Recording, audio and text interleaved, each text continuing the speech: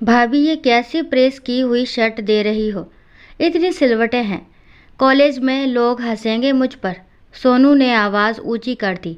रीना ने धीरे से कहा, कल इस्त्री वाला आया ही नहीं तो मैंने खुद ही कर दी थी। बीच में खुशी रोने लगी थी तो छोड़ना पड़ा।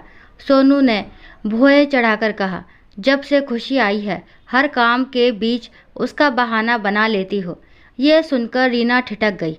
मन में आया कह दे कि घर में और भी लोग हैं जो शर्ट प्रेस कर सकते हैं, लेकिन बोलते बोलते चुप रह गई।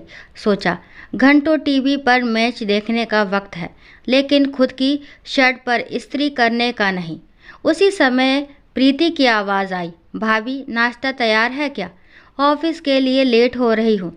रीना फिर रसोई की तरफ दौड़ी। ननद और देवर को नाश्ता परोस ही रही थी कि पीछे से रोहन की आवाज़ आई, रीना खुशी रो रही है, ज़रा जाकर संभालो और यश को भी तैयार कर दो, नहीं तो बस छूट जाएगी। रीना ने 4 साल के बेटे यश को कपड़े पहनाना शुरू किया और साथ में खुशी को गोद में लेकर दूध पिलाने लगी। रोहन, तुम यश को जूते पहना दो, मैं खुशी को फीड करा दूँ। लेकिन रोहन ने बिना जवाब दिए बाथरूम का रुख कर लिया। कुछ देर बाद रोहन ने बाथरूम से ही आवाज़ लगाई, मेरे कपड़े निकाल दो जल्दी, मीटिंग के लिए देर हो रही है।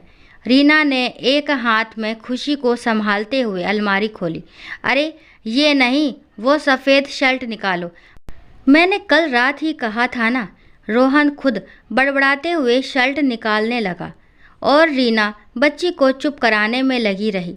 रसोई में वापस पहुंचते ही सास ने आवाज़ दी, बहू पूजा के घी का डिब्बा खाली है, भर दो। रीना ने घी लाकर सास को दिया और फिर रोहन का नाश्ता परोसने लगी। रीना, सुबह की चाय में मज़ा नहीं आया था, एक कप और बना दो। ससुर जी ने अखबार से नज़र हटाए बिना कहा, जी पापा अभी बनाती हूँ। सुबह से एक पल भी बैठने का मौका नहीं मिला था। बच्ची को दूध पिलाने के बाद रीना को खुद बहुत भूख लगी थी, लेकिन सोचा सास ससुर नाश्ता कर लें फिर मैं खा लूँगी। रात को खुशी ने ठीक से सोने नहीं दिया था। ऊपर से भूख और नींद की कमी से उसकी तबीयत बिगड़ने लगी थी। दोपहर में सहेली ने फ़ोन किया, क्या हाल है? रीना ने थकी हुई आवाज़ में कहा, क्या बताऊं, सुबह से भाग दौड़ में हूँ।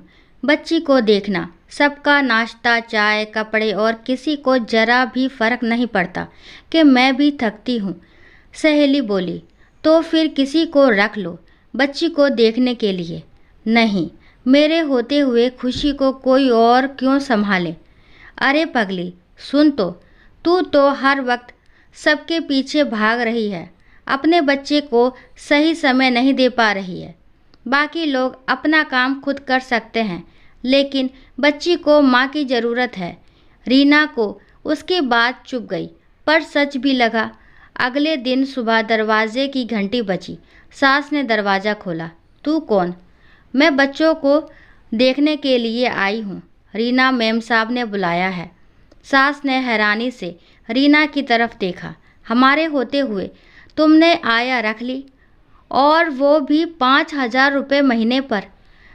बड़े पैसे उड़ रहे हैं तुम्हारे पास।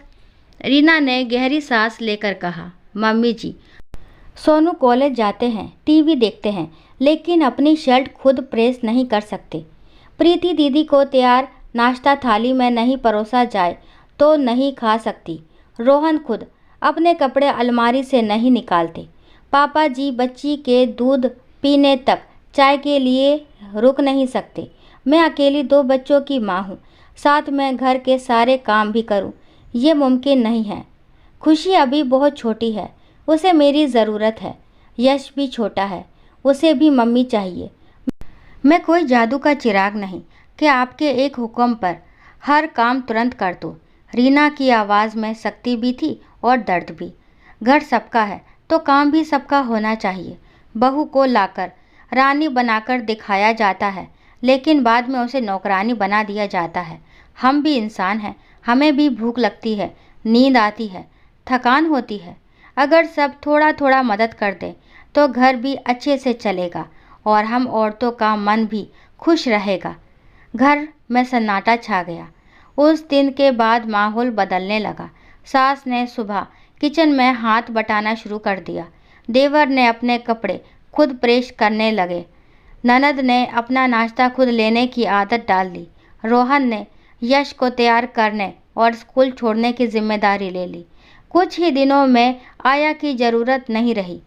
रीना अब अपने बच्चों को समय देने लगी, मुस्कुराने लगी और घर का माहौल भी बदल गया।